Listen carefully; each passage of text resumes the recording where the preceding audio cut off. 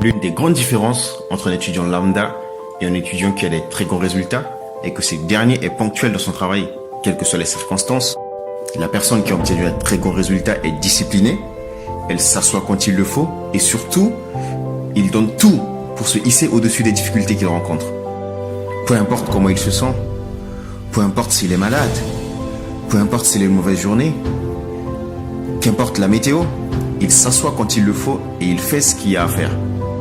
Et au fait, tu dois te demander toi-même, pourquoi j'ai envie de devenir un étudiant qui obtient des bons résultats? Pourquoi j'ai envie de devenir un étudiant brillant? Ça peut être pour donner tout, pour sortir la meilleure version de toi-même. Ça peut être bénéficier de cette prestigieuse bourse qui est réservée qu'aux étudiants élites. Ça peut être également rendre tes parents très fiers de toi. Ça peut aussi être rendre tes parents très fiers de toi, ce qui a été pour moi l'une des très grandes raisons qui m'ont permis d'être major de ma promo à l'école primaire, au lycée, au collège, à l'école de commerce.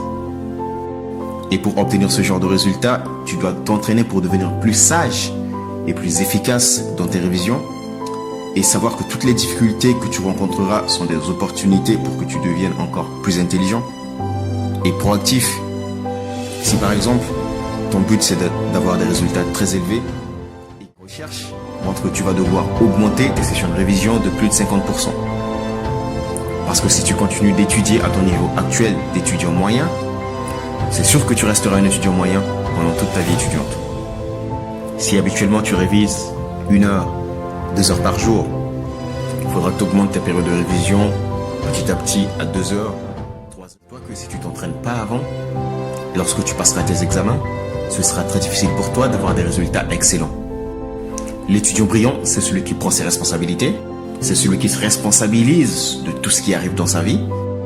Il fait de son mieux pour avoir les meilleures qualifications possibles et ne se laisse pas détourner par ses amis, ne se laisse pas détourner par des grèves, ne se laisse pas détourner par les conjonctures économiques, ne se laisse pas détourner par les événements externes, mais fait de son objectif sa priorité.